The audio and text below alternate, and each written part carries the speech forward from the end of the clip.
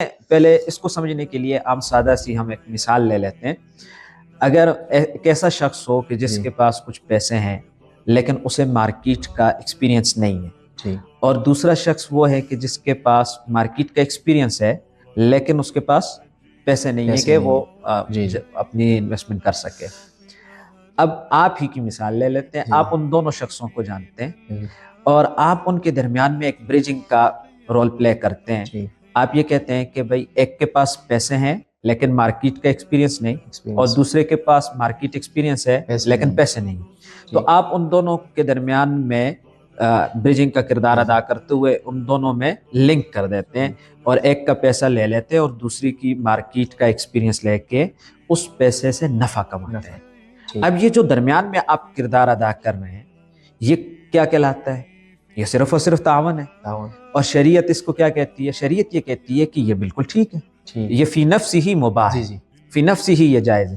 ہم نے دیکھنا یہ ہوتا ہے کہ یہ جو بندہ جو آپ ہیں جس شخص سے پیسے لے رہے ہیں وہ کن شرائط پر پیسے لے رہے ہیں. اگر تو وہ لے رہے ہیں کہ بھائی میں آپ سے 5 لاکھ روپے لے رہا ہوں لون، اور میں آپ کو 6 مہینے کے بعد 6 لاکھ روپے واپس کروں گا، تو آپ نے قرض لیا، اور پھر اس کے بعد آپ جس بندے کو دے رہے ہیں اس کو کہتے ہیں یہ 5 لاکھ روپے لے لو اور 6 مہینے کے بعد تم مجھے 7 لاکھ واپس کر دینا. یہ تو قرض ہو گیا، ایک جانب سے بھی قرض اور دوسری جانب سے بھی قرض. یعنی آپ نے ان دونوں کے درمیان میں رابطہ تو قائم کیا لیکن وہ لون بیس، لہذا یہ شرعاً ناجائز ہے. اچھا، اگر یہی کام آپ بجائے لون بیس ہونے کے آپ اس کو یوں کر دیں کہ جس آدمی سے آپ پیسے لے رہے ہیں اس سے آپ لے لیں مضاربت کی بنیاد پر. یعنی مضاربت کو ہم آگے جا کے ڈیفائن کریں گے، بلکہ ابھی صرف اتنا سمجھ لیں کہ آپ اس کو ایک پارٹنرشپ کے حساب سے لے لیتے ہیں اور اس کے ساتھ نفع نقصان ایک مقدار اس کی طے کر لیں، اور پھر جس کو آپ آگے دے رہے ہیں اس کو بھی پارٹنرشپ کی بنیاد پہ دے رہے ہیں. اب جو بزنس کے اندر پروفٹ ہوگا تو وہ اسی جو آپ نے پرسنٹیج طے کیا اس کے مطابق تقسیم ہوگا. تو دونوں طرف آپ نے جو کام کیا وہ بزنس کی بنیاد پہ کیا، تو یہ بالکل جائز ہو جائے گا. تو اب یہ سمجھیے کہ جو آپ نے درمیان میں کردار ادا کیا ہے وہی کردار ہمارے زمانے کے اندر بینک ادا کرتے ہیں.